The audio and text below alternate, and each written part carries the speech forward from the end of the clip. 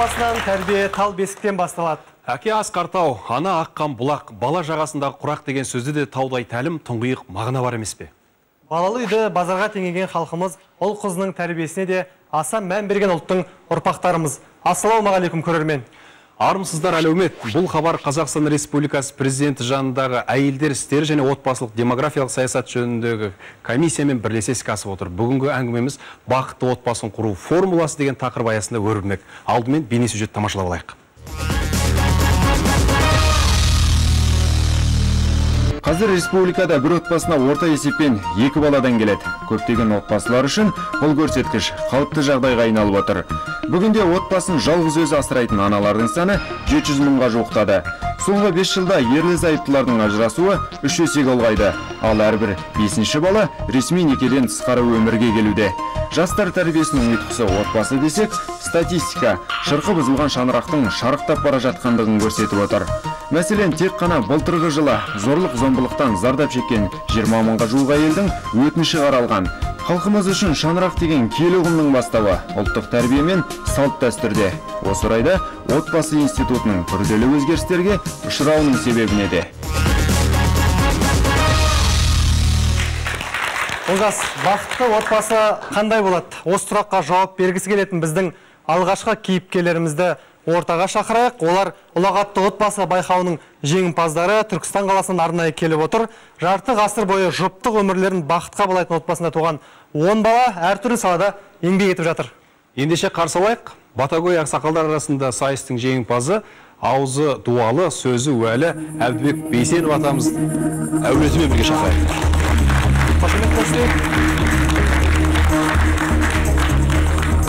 Қош келіпсіздер. Жайғасыңыз. Қош келдіңіздер, жайғасыңыздар, төлетіңіздер. Енді біз сұхбатқа әңгіме дүкенге кіріспес бұрын арнайы әзірленген кіріспе сюжетке тағы бір кезек берсек. Ойлан, балам. Қазақстан Республикасы әлемдегі танымал, тыныштығы сақтаулы, тәуелсіз отан болғанымызға, еркін ел болғанымызға 20 жылға толды. Сен жақсы оқып, жақсы азамат бол. Сенімен біздің отанымыз Қазақстан. Қазақстан елі. Бәріміздің ортақ отанымыз. Осы отанға сен азаматтық қоғам орнату үшін білімді бол, парасатты бол, ізгілі, салиқалы, салауатты бол. Адамгершілігің, қасиеттің сақтала берсін. Біттің бе айналайын?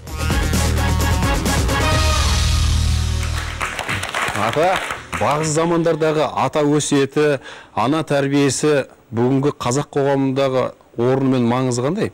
Жалпы қазір қазақы дәстүрмен сіздің алдыңызға келіп бата сұрайтын жастар көп пе? Біздің Қазақстан, қазақ елі егемендік алғанына, тәуелсіздік болғанына 20 жыл толып отыр. Осы тәуелсіздік орнағалы бері біздің санамыз баяғы құлдық дәуірден секілді санадан өзгерді. Еркіндік, бостандық, егемендік қасиеттері орнығып, Құдайға шүкір заманымыз түзелді. Сол бағытпен халқымыз, отанымыздың алтын таңдары осы бағытқа ниетін қосып, ықыластарын қосып, бата сұрап кеп жатыр. Тәрбиеніп кетір.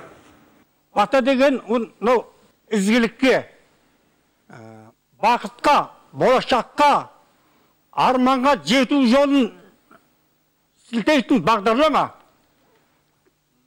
Біздің қазақтың дәстүрі де салтта сол, бағытта сол.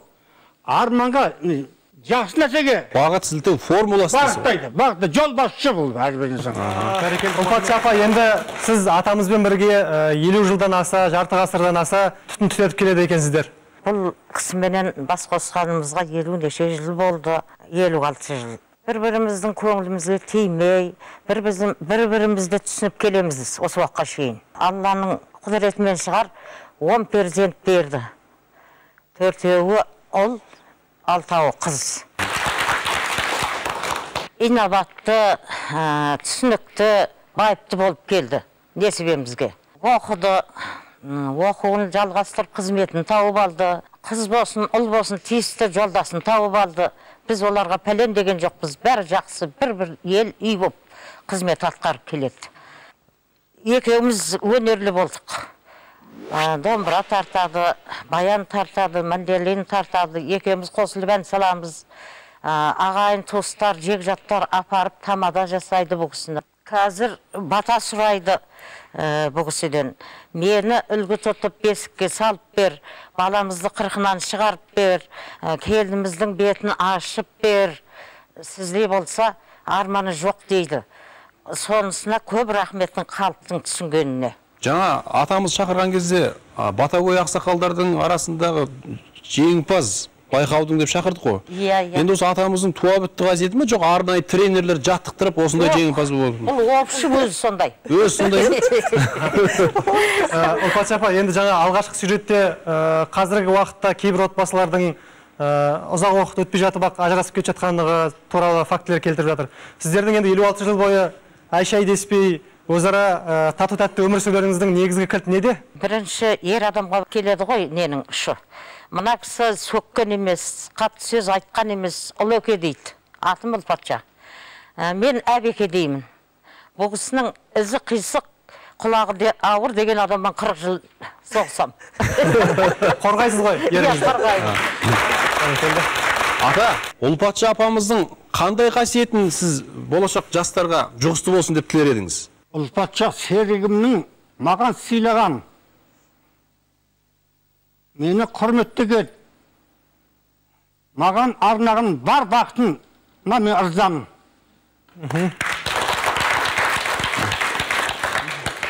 16 жасында маған серік болды. Мұндай семья үй болу, үй жай болу, бәріңе жұғысты болсын. Жақсы.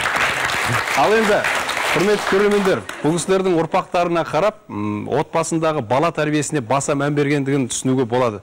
Эйнштейннің жалпы салыстырмалы теориясы бойынша Қазақстанда әйелдерден бірінші диссертация қорғаған қызы Қазақ ұлттық университетінің теориялық физика кафедрасының доценті Нұрзада Бейсенова, Ақтау ақпарат газетінің директор, Қазақстанның бас редакторлар клубының мүшесі Телман Бейсенов және жыршы термеші Әлжан Бейсенов отыр. Қошемет көрсетіп қоямыз. Енді сіздерге ортақ сауал. Осы ата-аналарыңыздың берген тәрбиесін өз ұрпақтарыңыз тәрбиелеуде қолданасыздар ма? Менің бір қызым, бір ұлым бар. Екеуі де Казгудың студенті.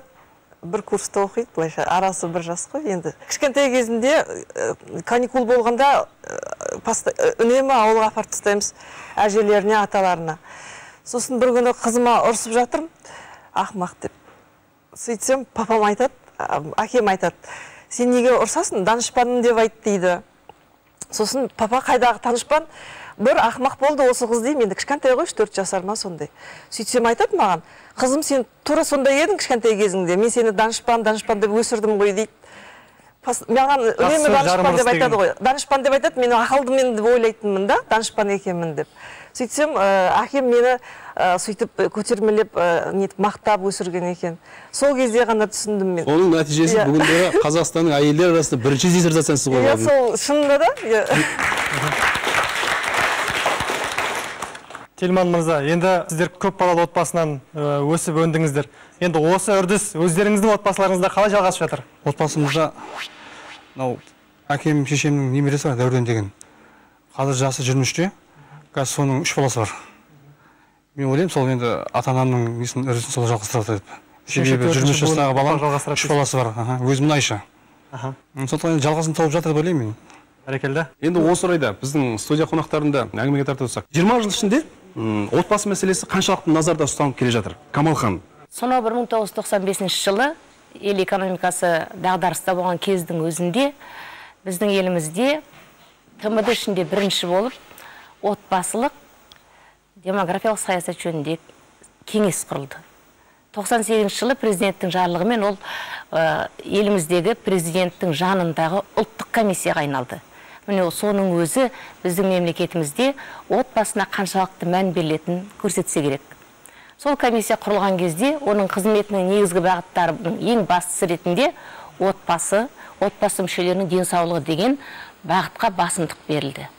Содан бері қарай біздің мемлекетімізде осы салада жұмыстар жасалып келе жатыр. Ұлпатша апай, өзіңіз жар болып 16 жасыңызда тұрмыс құрған азаматпен 50 жыл отасып, 10 баланы дүниеге алып келдіңіз. Жалпы енді қазіргі қыздарымыз алаңсыз тұрмысқа шығу үшін ер азамат қандай болу керек? Екеуіне де байланысты. Тұрмыс құру, дұрыс тұру. Сонда да әйел жағының еңбегі көптеу болады. Артығын кешіріп, төзімді болып, ел болып, жұрт болып, семья ұстауға тырысу керек. Осы отбасының әулеттің бір өкілі, өнерлі өкілі Әлжан мырза біздің студиямызда отыр. Оны ата-ананың арманы ұрпақ жетіліп, ұрпақ өте инноватты, парасатты болу. Бірде жас жігіт әкесін арқалап келеді. Кенеттен әкесі, балам, анау тұрған не дейді? Сонда баласы жуан дауыспен ай дейді. Шамалы жүргеннен кейін балам естімей қалды, мына құлағым естімей қалды. Анау тұрған не дейді? Екінші мәрте жуан дауысты ай дейді.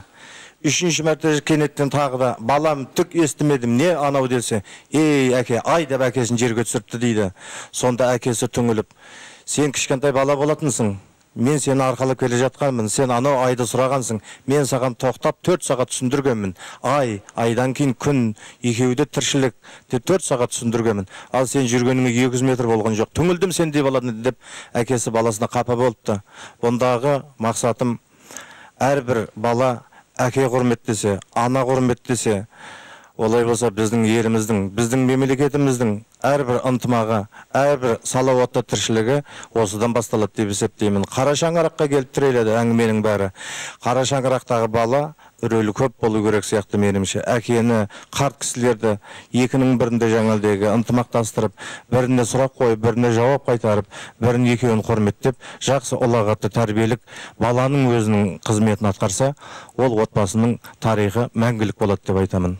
Үйада не көрсең ұшқанда соны білесің дейді. Ата-анамыздың берген тәрбиесінің арқасында біз Құдайға шүкір еліміздің түкпір-түкпірінде қызмет атқарып жүрміз. Енді сол жүрген кезде еш уақытта біз осы кісілердің айтқан тәрбиесін ұмытпаймыз. Себебі ұят келтірмейік, ұят болады деп сондай бір неде жүреміз осы ұжым. Негізгі тәрбиенің бір кілті ұят болады деген сөз болса керек негізінде. Ал енді Рахат, біз жаңа шақырған кезде Әлжан ағамызды жыршы термеші деп хабарладық. Кезек береміз бе? Кезек берейік. Дәм татып талай жердау араладым, ойға сап көмлер санау шамаладым. Қанша бар болса да байқалтырауы кедейдені мәрт адамдай таба аламадым. Көп көрдім жаман қандай, жақсы қандай, өзіңе ішіп жемге қимай тұғыны. Көп көрдім жомарт қандай, сарандар көбе жинайды уарам маладай. Жақса ел күйеуіне серік болар, ісімен ауыл аймақы еліне ұнар. Үйіне қонақ келсе жатырқамасы ерінің әрбір қимылыны көзбен ұғар. Кез келші шайбау әйелі бағың тайған, таусылар үйрет алмай амал айлаң. Үйіңе қонақ келсе ұяларсың, орыншы шуым шығарса ол қу шайтан. Болған соң ақындық біреу қасиетім, ұрпаққа болайтатыны өсиетім. Жақсы жағын сөзімнің ұғып алғаны, жақсы сөз жақсы адамдай өсіретін. Жақсы жағын сөзімнің ұғып алғаны, жақсы сөз жақсы адамдай өсіретін.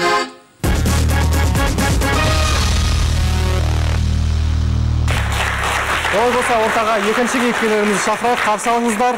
Сағынды Құлманов ағамыз бен Рая Бәкірова анамыз, Батыр ана қоғамдық бірлестігінің төрайымы және шаңырақ клубының жетекшісі. Қош келдіңіздер, сөйлетіңіздер. Қош келдіңіздер. Рая ханым, өзіңнен асырып, өзгеге өнеге көрсетуде даналықтың бір белгісі болса керек. Енді сіз ұсынып отырған жүйенің басты ерекшелігі неде? Жалпы бұл бастаманы қашан қолға алдыңыз? Негізінде мен өзі 1998 жылы мынау мемлекетіміз тәуелсіздік алғаннан кейін осы үкіметтік емес ұйымдар жұмыс бастаған кезде мен ең бірінші Аруана деген қоғамдық бірлестікті ашқан болатынмын. Бұл ауған Чернобыль жесірлерінен құралған. Сол кісілердің жағдайын жақсарту үшін, солардың мүдделерін қорғау үшін мен Қызылорда облысында жесір аналардың осындай Аруана атты үкіметтік емес қоғамдық бірлестік құрдым. Сол жылдары бір 4 жылдай жұмыс істеп, 2001 жылы осы еңбегім үшін елбасыдан марапатталдым. Өйткені Қазақстан бойынша жесірлер қоғамы Қызылорда облысында ғана ашылған екен бірінші рет. Сол салада енді бастап істеп көргеннен кейін бір 2003 жылы денсаулығыма байланысты қоғамды өткізуіме тура келді. Бірақ бір 2 жыл емделіп болғаннан кейін әкімшілік шақырып, Реке сізді аналар іздеп жатыр, ашпауыңызға болмай, және бір қоғам ашуыңызға тура келіп тұр дегеннен кейін енді мынау Алматыда Мөлдір атты мынау жалғыз басты аналардың қоғамдық бірлестігі бар, соның филиалын ашасыз ба деп ұсыныс жасап еді. Мен жоқ, мен енді жалғыз басты жесір аналарға қоғам ашып жұмыс істеуін үйреттім. Мен өзім сияқты көп балалы отбасыларынан қоғам ашқым келеді деп, сол мына Батырана қоғамдық бірлестігін 2005 жылы Қызылорда облысында ашып жұмыс істеп келе жатырмын. Бәрекелді. Сағынтақ аға, енді біздің бүгінгі талқылап жатқан тақырыбымыз бақытты отбасының формуласы. Жалпы отбасын құрған жастар кейде бір ұсақ-түйек нәрсеге де келіспей жатады. Өз тәжірибеңізден айтыңызшы, отбасындағы соңғы шешуші сөзді кім айтуы керек? Енді әркімде әрқалай мінез болады ғой. Кейбіреулер өзінің ашуын ұстай алмай қалатындар болады. Енді онда пайғамбарымыз айтқан емес пе? Ашуыңды баса алмасаң, түргеп тұрсаң отыр. Онда да басылмаса жат. Онда да басылмаса саусақтарын сана. Деп соны шамалы уақыт өтсе ашу басылады. Ашу басылғасын енді адам еркін сөйлеседі. Сабырға келеді. Сабырға келеді. Ол енді ашумен іс сөйленді. Асырға шауып кетіп, кейін жаңағында орын толмас өкінішке асуы мүмкін. Өмір болғасын әртүрлі жағдай болып жатады. Бақытты отбасын құру ол оңай емес дейді. Ажырасулар да соның жемісі болса керек. Енді өз өмірлеріңізді Рая апа, сіздің де сондай кезіңіз болды ма? Шамаданыңызды жинап мен кетемін деген кездер. Өмірде күнде де дақ бар дегендей, айда да дақ бар дегендей, адам баласы пенде болғаннан кейін ренжісетін сәттері болады. Ол жаңағы бір отбасылар болады, 50 жыл, 60 жыл отастық, бір-бірімізге ешқандай еш деген жоқпыз ғой. Мен өзім сене қоймаймын. Өйткені кесек жаңағы шынаяқ сылдырамай тұрмайды деп әр отбасында бір болады сондай жағдайлар. Сондай жағдайда тек бір ғана нәрсе адам баласын тоқтата алады. Ол бір-біріне деген екі адамның махаббаты. Махаббаты бар адам ешқашан жамандыққа бармайды. Және де ол табалдырықтан аттап өте алмайды. Өйткені ол тек жақсылықты, сол сүйген адамын ойлап тұрады да, оның жақсы жақтарын көзіне елестетіп, сол сәттерде, ай бұл жамандығынан жақсылығым көп болды ғой деп, өзін өзі тоқтатады. Біз енді күйеуіміз екеуміз де сондаймыз, бір-бірімізге болады. Ренжісіп қалған кезде кейде бірақ шабадан жинап кетем деген кез болған жоқ. Жоқ, ондай болған емес. Бірақ отағасы маған өкпелеп сыртқа шығып кетіп, 1-2 сағаттан кейін қайтып ашуы басылғанда, менің ашуым басылғанда қайтып келеді. Ашуың басылды ма дейді, басылды деймін. Әрі қарай өміріміз сүреміз. Бұл жердегі басты кілт сабыр түбі саралтын болып тұр ғой. Осы тұста Айман ханым, сізді де сөзге тартайықшы. Жалпы отбасы институтындағы, отбасы қоғамындағы беріктікті сақтауда әйел кісінің ер азаматтың сағын, бағын сындырмаудағы принциптері қандай болуы керек? Әр отбасының өз ұстанымы болады. Сол ұстаным дұрыс болса, айтқанымның барлығы Конфуций айтыпты ғой. Әкімнің ұстанымы дұрыс болса, айтқаны бұйрықсыз-ақ орындалып жатады деп. Сол сияқты ұстаным дұрыс болса, ол жаңағы сүйіспеншілікпен ұйымдастырылған немесе сүйіспеншілікпенен құрылған отбасы әр уақыттадағы ұзақ жылдарға сол ұстанымды ұстайды деп ойлаймын мен. Балалардағы сол тәрбиені алып өседі. Әке-шеше қандай болатын болса, үйдегі олардың арасындағы мейірбандылық, олардың арасындағы сабырлық, төзімділік қандай болатын болса, бала соны алып өседі. Негізінен балалар айтқаныңды істемейді, өзінің көргенін істейді ғой. Отбасында не көрді, соны орындайды. Ал алдыңа отырғызып қойып, сен ананы жаса, мынаны жаса дегенде еш уақытта да. Сөзбен емес, іспен көрсету керек. Сол кәдімгі бал сияқты ұйымдастырылған отбасы, сол көргенін, сол бала өзі қайталайды өмірде де. Жалпы жас отбасылардың отбасын құруы барысында АХАЖ қызметі тек қана тіркеумен айналыса ма, әлде олардың берік отбасын құруға да бір өздерінің ықпалын тигізе ала ма? Тіркеумен айналыспаймыз. Мысалы, біздің қаламызда Жас отау деген клубы бар. Сол клубқа қатынасатын адамдар, неше түрлі мамандық бар адамдар қатынасады. Мысалы, дәрігерлер, психолог, АХАЖ бөлімінің жұмыскерлері, тағы да басқа кісілер. Жаңа осы еліміздің үлкен тойының қарсаңында кездесу өткіземіз. Осындай 50 жыл отасқан, 25 жыл отасқан, жаңа қосылып атқан жастардың бастарын бәрін қосып, үлкен көп балалы ата-аналарды шақырамыз. Сондай кездесу болады. Жаңа былай айтсақ, 2010 жылы 7000-нан астам жас отау көтерілді, ал биыл осы күнге қарағанда 9000-ға жуық жас отау көтерілді. Былтыр 10 жылы 17 000 бала туды біздің қалада, ал биыл осы 11 жылы 19 000-нан астам бала туды. Жақсы, енді осы орайда Астана тұрғындар арасында жүргізілген сұрақ-жауапқа кезек беріп тыңдап көрсек. Әйел адамда өте көп қасиеті болу керек деп ойлаймын. Ол ең біріншіден өзі отбасына, әйел енді отбасына қызметті көрсетеді, ақылды береді балаларға да. Мен отандасқаныма өз жарымен 27 жыл болды. Әрқашанда бір әйелдің міндеті емес отандас істеу, жұмыс істеу. Еркектің де міндеті. Отағасымен отау құрғанымызға 40 жыл болып жатыр. Енді әйел адамның қолында отбасын сақтау міндеті, ол соған тырысу керек.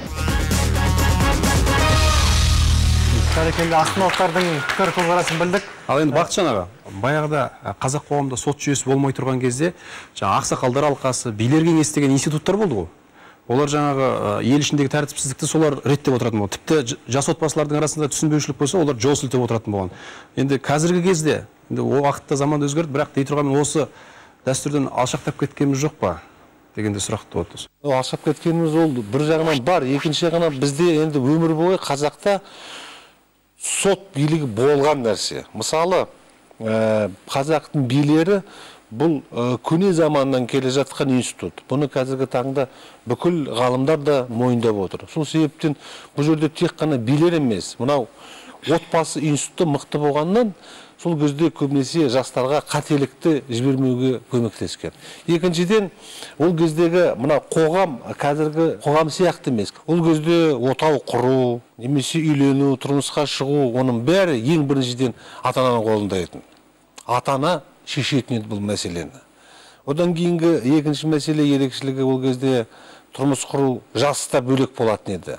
Қазіргі таңда оның бәрі өзгерді, қазіргі жаһандану заманы болғасын, көбінесе отау құру мәселесі жастарға берілген. Жастарға берілген ата-анасын бұл жерде жаңағы ықпалы да онша әсер бермейді.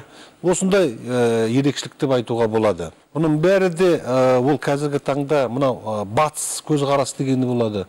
Мысалы, батыста бала әкесімен спорласып отырса, дауласып отырса, олар былай бағалайды екен. Бұл баланың өзінің жеке пікірі бар екен дейді. Демократияның бір көрінісі сияқты. Демократияның бір көрінісі дейді. Ал енді біздің қазақ қоғамында бала әкесімен дауласып отырса айтады, мынау көрінісі ғой дейді. Тәрбие көрмеген бала ғой дейді. Көріп тұрсыздар ма? Баға беруде критерий екі түрлі. Баға беру критерийі қазақ қоғамында, батыс қоғамында, жалпы шығыс қоғам мен батыс қоғамында мүлдем бөлек болады. Бақытжан мырза, енді жаңа өзіңіз сөзіңізде атап өттіңіз, жаһандану қазір кезеңі деп. Яғни бұл кезеңде белгілі бір дәрежеде ықпалы тиіп жатыр біздің жастардың тұрмыс салтына, олардың белгілі бір қағидаларды қабылдауында. Енді ұлттық дәстүрлерді оралту, атап айтайық, мысалы ата-анаға деген құрмет, отбасындағы ата-ананың балалардың алдындағы міндеті және балалардың ата-аналардың алдындағы міндеті. Осыған оралу үшін қандай қадамдар керек? Меніңше оны тек қана заң жүзінде шешуге мүмкіншілік жоқ. Және оған қиын оны жасауға. Оның бәрі отбасынан басталады. Мысалы, қазіргі таңда байқасаңыздар, әсіресе қалада балдар асық не екенін білмейді. Біз кезімізде сол асықты ойнап өскенбіз. Сол себептен мен мысалы өзім балама асықты үйретіп, көрсетіп, жинатып, ол одан кейін мектепке барып, балдарына да үйретіп жатыр. Сол себептен әрі мына ұлттық құндылық деген ол отбасынан басталады. Отбасында ұлттық құндылықтарды қадірлейтін, білетін, насихаттайтын отбасы болса, әрине ол жерде өсетін баланың көзқарасы мүлдем бөлек болады. Біз өтпелі кезең деген кезеңді басымыздан өткердік. Сол кезеңде біз көптеген ұлттық құндылықтарымызды жоғалтып алдық. Себебі ол заманда бала тәрбиесі екінші орынға қойылды, негізілген бірінші орынға қойылған нәрсе ол кезде адамның күнделікті күнкөріс нан табу болды. Соған байланысты мынау отбасындағы ата-ана өзінің міндетін ауыстырып алған кездерде болды. Сол негізінен ер кісі үйде отырып көбінесе, әйел кісі нан табуға кетті дегендей. Мінекей бірақ одан кейін өмір өзгеріп жатыр, оның бәрін өзіміз куәсіміз. Бүгінгі таңда біз қазір сол тәуелсіздігіміздің 20 жылдық мерекесін мінекей қарсы алып отырмыз. Енді осы орайда айтатын болсақ, біз одан көп ілгерілеп кеттік. Қазіргі уақытта біздің мемлекетіміздің алдында үлкен міндет тұр. Ол үлкен міндет біздің жаңағы бәсекеге қабілетті 50 мемлекеттің қатарында біздің мемлекетті көру. Ал олай болса, оның негізгі міндеті біздің жаңағы әр отбасында болсын, мемлекеттің негізгі назарындағы нәрсе қазіргі уақыттағы жан-жақты, қабілетті жан-жақты дамыған азаматты тәрбиелеу, маман тәрбиелеу. Соған байланысты мен ойлаймын, қазіргі уақытта үлкен өзгерістер, күрделі өзгерістер болып жатыр. Ал енді жалпыдан жалпыға көшсек, Райқа, енді сіздің отбасыңызда, сіз өзіңіздің келіндеріңізге қандай нәрселерді үлгі етесіз? Қандай салт дәстүрлер отбасыңызда орныққан қазір? Ең бірінші қыздарымның бойына сіңіруге сол еңбек етем. Қыздарыма барған жерде ибалы, иманды болыңдар. Көрген сіздің қыз екен деген жаман сөздерді ата-анаңа естіртпеңдер. Ешқашан мына үлкен кісілерді, ата-енеңді құрметтеп, сол алдымен сол кісілердің бабын істеп, сосын жарыңның бабын істеп, онан кейін қалған сол отбасындағы ретімен өздеріңнің орындарыңды біліп отырыңдар деймін.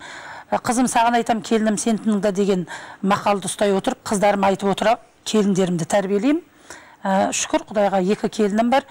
Менде 2 ұл, 8 қыз өзі. Қазір 7 жерге құдандалымыз. 2 келінім де өте жақсы. Ешқашан сәлемдерін күнделікті береді. Бар салтты, қазақ салттың бәрін үйде ұстайды. Сыртта да сол қасиетін. Қошемет көрсетіп қояйық. Мен бір сендерге жан-жақта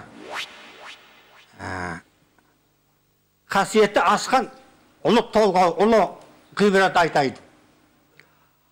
Абай Семейде оқып жүргенде жас шәкірт әкесі ауылына қайтарады. Ұлы Абай, ұлы Мұхтардың жазуындағы бірінші томында Абай деген кітаптың. Сонда ауылға келатқасын көктем салым кезі ғой енді. Қар үтігіп, Абайды күтіп отқан қауым. Сосын Абай аттан түсіп, анасына келе бастайды. Анасына жақындай береді. Анасы, ай балам, тоқтай тұр. Абай тоқтайды. Анау ал жағында әкең отыр. Алдымен соған сәлем бер. Қолынан, батасынан сөйтіп келерсіз бізге дейді. Айтқандай, жалпылай қараса, айтқан жеріне сілтеген жеріне қараса, шында қар үйдің түбінде көп адамдарменен бас қосып сырласып отырған әкесін көреді, Құнанбайды көреді. Сосын Құнанбайға барып қолын алады. Алдымен әкең сыйла деген, әкең пірің, ерім пірім деген қағиданы сақтады ол. Әйел адам ол. Ұлжан менен Құнанбайдың екеуінің ынтымағы ол отан, олардың отаны. Кейін бүкіл әлемнің отаны болып кетті ғой енді. Бақытжан аға, енді атамыздың сөзінен ұққанымыз, отбасындағы тәрбиеде әкенің өзінің орны бар, шешенің өзінің орны бар, ер кісінің және әйел кісінің өзіндік орындары бар. Осы функциялар қазір қаншалықты сақталып отыр, қаншалықты алмасып кетті? Бұл туралы енді көп пікірлесуге болады. Бұл енді біріншіден қазіргі заманға, жағдайға байланысты. Содан кейін бұл туралда қазіргі мынау ұлдарды тәрбиелеу мәселесі де бұл жерде жатыр. Ұлдарды қалай тәрбиелеу керек, қандай болу керек, ол ертең болашақта отағасы болады, жауапкершілікті өз мойнына алады деген бұл да бар. Содан кейін жаңа айтып жатсыздар, жалғыз семьялар бар, балдарды өздері өсіріп жатқан. Бұл жерде әке-шешесінің тәрбиесі болмағасын, бұл ұлдар қалай өседі. Сол себепті бұны үлкен бір комплекстік проблема деп санауға болады. Білімді әйел, қызмет істейтін әйел, табысты әйел болады. Ол қай жағынан болсын тең ұстайтын әйелдер. Балалы да болады, отбасында құрады, қоғамның алдында да кәдімгі қызметін атқара алады. Сондықтан мына жерде бір мәселенің басын ашып алу керек. Билікке барған әйелдер, олар отбасы жағын кемшін ұстайды деген ойдан бірінші алшақ болуымыз керек. Өйткені бала анасына қарайды. Қазақта жатырына тартады деген сөз бар, бұл сөз бар. Егер ана білімді болса, егер ана тәрбиелі болса, егер ана көптің алдында беделді болса, ондай ананың тәрбиелеген баласы да жақсы болады деп ойлаймын. Екіншіден, бізде жаңа профессор Бақытжан Әбдірайымұлы айтқандай, біздің қоғамда ұл балаға тәрбие беру жағы қазір нашарлап кеткен сияқты. Ұл балалардың әке болу, отбасының иесі болу, жалпы бетке ұстар азамат болу бағытында әлде де үлкен жұмыстар атқарылу керек, және ол біздің ұлттық комиссияның назарында. Енді қазір мектептердегі мұғалімдердің негізгі үлесі 90%-нан астам әйел кісілер, иә, Панза ханым? Осы да әсер етіп жатқан жоқ па? Мысалы, ер азамат ретінде тәрбиеленуіне, оның болашақ отбасының ұйытқысы, отбасының тірегі болатын азамат ретінде тәрбиеленуіне? Баланың тәрбиесінде ең бірінші тәрбиешісі де, ұстазы да, одан кейін сыншысы да ата-ана. Сондықтан ол өз отбасынан басталады деп отырмыз ғой, тәрбиенің өзі. Отбасында жаңағы баласына тәрбие берген кезде ата-ана оны шексіз өзінің махаббатына шомылдырып қана қоймай, сол баланың бойынан жақсы қасиеттерді таңдап алып, мысалы қазіргі таңда мынандай, әргі прокурордың баласы прокурор, болмаса әртістің баласы әртіс болу керек деген сияқты стереотиптен ауытқып, қазір уақытта әр ата-ана өзінің баласының бойындағы бейімділігін өмірге, сосын талантын аша біліп, көре біліп, сол жағына қарай назар аударып тәрбиелеп, оны ары қарай мектеп, қоғам болып солай тәрбиелеген кезде ғана жан-жақты, осы жаңағы айтқан бәсекеге қабілетті, жақсы адам, жақсы маман, парасатты, сондай жақсы адам тәрбиелеп шығады деп ойлаймын. Бір сұрақ, көп балалы отбасында өскен баланың артықшылығы неде жалпы осы? Көп балалы отбасында өскен баланың артықшылығы оның біріншіден бауырмалдығында деймін. Бауырмалшылдығында оның кез келген уақытта кез келген адамға қол ұшын беруге дайын тұратындығында. Мысалға жалғыз өскен бала менің ойыншығым деп өседі. Сосын көп нәрседен ол қашпайды, қиыншылықтан болса да қашпайды. Кез келген уақытта жалғыз балада эгоизм көп болады негізінен.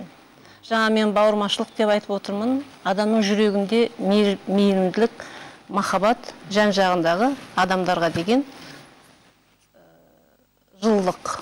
Бәрекелді, пікіріңізге рахмет. Әр отбасының таңдаған өзіндік тәрбие құралы мен дәстүрлері болады. Біздің келесі кейіпкерімізде осы төңіректе ой өрбітпек. Ендеше қарсы алыңыздар, ортамызда Ермек Әмірханұлы атамыз. Қош келдіңіз.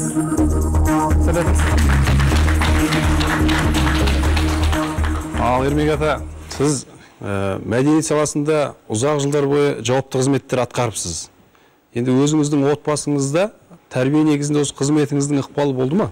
Бірінші айтайын дегенім, бұл әке-шешемнің өзінің өнерлі адамдар болған. Көп жылдар бойы мұғалім болды, екеуі де. Көп жылдар бойы мектеп директоры болды. Бірінші әкем, ол өкінішке орай ертелік өмірден озып кетті. Одан кейін анам мектеп директоры болып, мұғалім болып істеп жүрді, зейнетке шықты. Ал сол кісілер өнерлі болды. Содан басталған бір кезіміз. Өзіміз 4 бала қалдық, кішкене ең үлкенінің түрімен 13-ке толмай қалған, әкем қайтыс болғанда. Содан кейінгі сол бала әкемнің үлгергені, кішкентай кезіміз енді ойнап кетеміз ғой. Кешкі жақын айға салатта барлығымыз жиналамыз, үйге жуынып алып, үйде түгел аспаптар өліп тұратын. Әкем, шешем екеуі солай үйреткен. Әргін ойнатады. Содан басалған. Ал енді сондықтан, енді қазіргі менің арманым, осы міне бәйбішемде, жаным бірге келіп отыр, жаңғы жібермейді мені. Арманымыз сол бірінші әке-шешеміздің аруағы риза болсын деп, солардың айтқанын орындап, өсиетін орындағандай болып жалғастыру. Сіздер өздеріңіздің отбасыңызда, жанұяларыңызда құрған Тасболатовтар ансамблі Осы ұжым туралы айтыңызшы, қанша мүшесі бар, ең жасы кім, ең жас үлкені кім, қандай аспаптарда ойналады бұл топта? Сіздердің ансамбльде қанша аспаптың түрі қамтылған? Қазір айта кетейін. Burada бірінші өзімізде басқа, күлекен екеумізде өзімізде қатысқанбыз бірінші рет. Соны кішкене дем алғызып бізді сөйтіп жалғасып жатыр. Ал енді бізде 10-12 адамға дейін семьяларымыз қатысқан. Біздің балаларым, мен өзі 4 ағайындымыз, соның өзі 4 ағайынды түгелі, сондықтан біздің балаларымыз. Енді немерелеріміз бастайды, Алла жазса деп отырмыз. Сондықтан жалғасын табады. Ал енді бұл құрамында бірінші мынау басқарушысы, ең кішінім, Әлбек деген Ақбас олда, шынысында, ең кішінім. Ал қалған інілерім, балаларым. Ойнайтын аспаптары домбыра, баян, флейта. Ол флейта өзіміздің құрметті қарындасымыз Мұса Хаджаеваның ордасында оқып отыр. Гүлназ деген қызымыз отыр. Одан кейін колледжді бітірген қобызшылар ол бар. Енді өзінің ең кіші қызым бар, Алмагүл деген. Ол сол мына университетті Гумилев атындағы соны бітірген, одан кейін тағы Алматы академиясын бітірген. Ал ол да қобызшы. Сондықтан сол әр салада Гүлдана да қобызшы. Тағы бір келініміз бар, ол кішкентаймен қалды, ол да қобызшы. Мен өзім музыкалық мектеп бітіргем домбырадан. Әрине мен балдарымның бәрін сол домбыраға үйреттім. Үйдегі жолдасымда ол мынау би өнерін оқуын бітірген. Сосын қыздарым сол биге бар. Сол себептен бұл да мынау ата анасы қандай өнері болғанын ертең балдарда сол өнерін жалғастырады екен. Шын мәнінде де солай болады.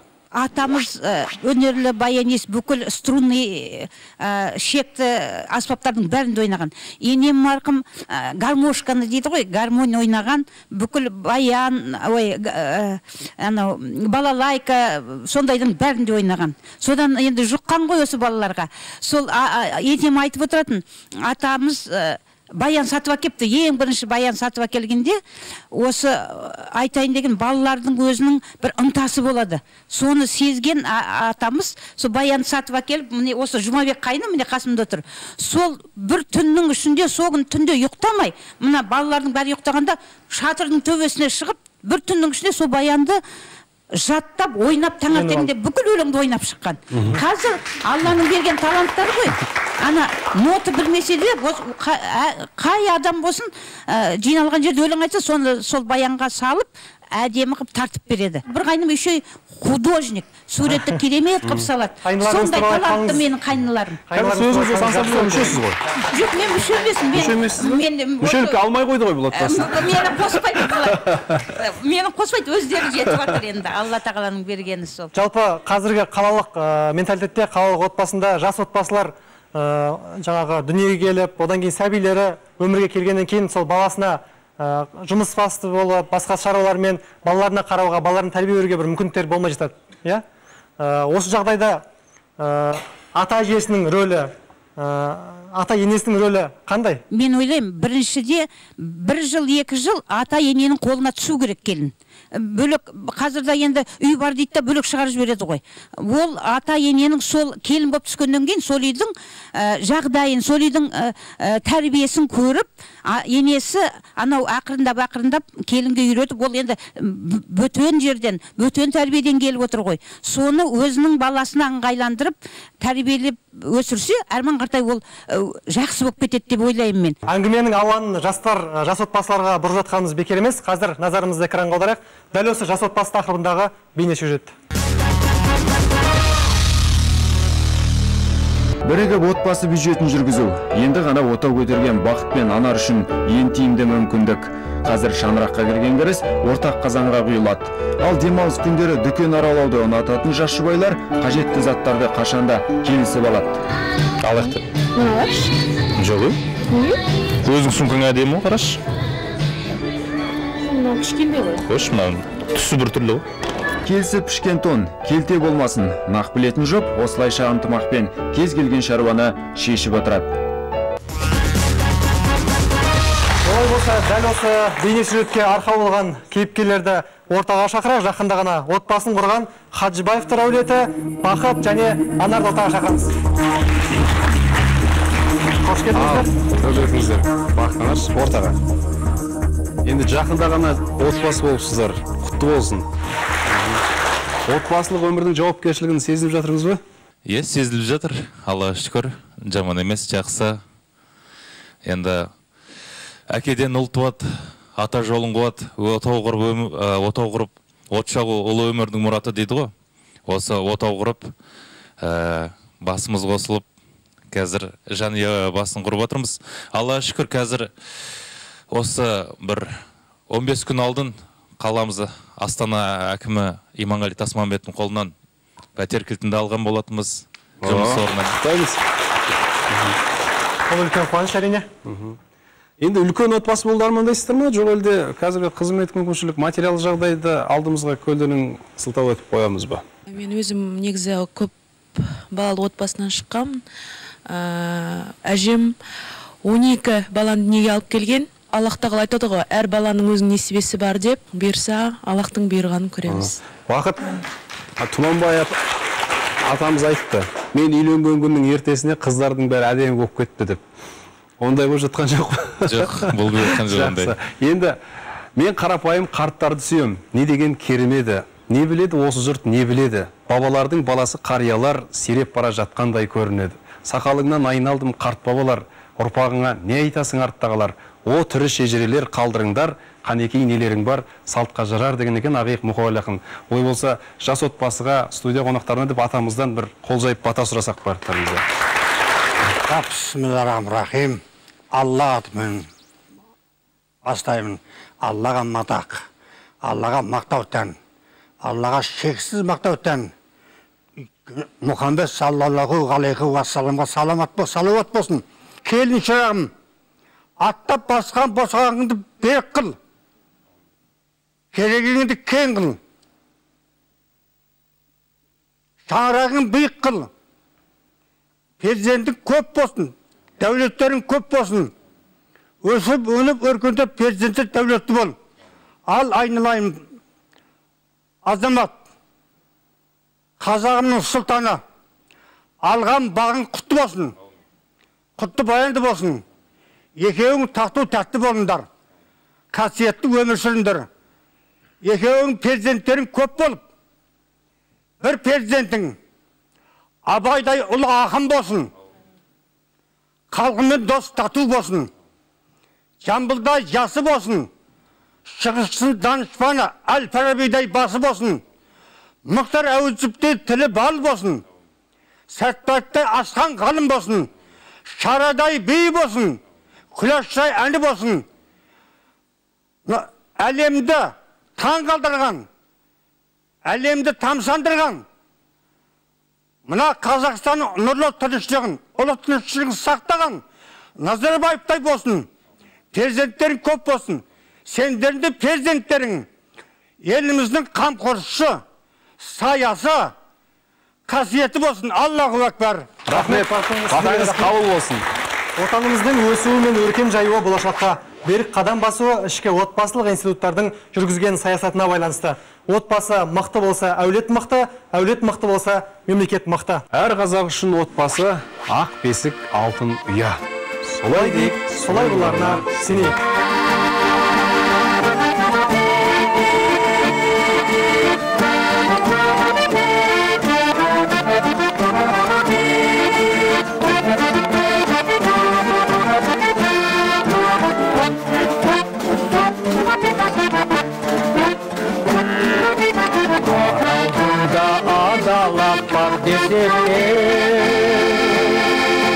Сан сұрақтар алар кейде жабада, мүмкін бізді таныр шулап өсек деп, мүмкін бізді үстінде дау көп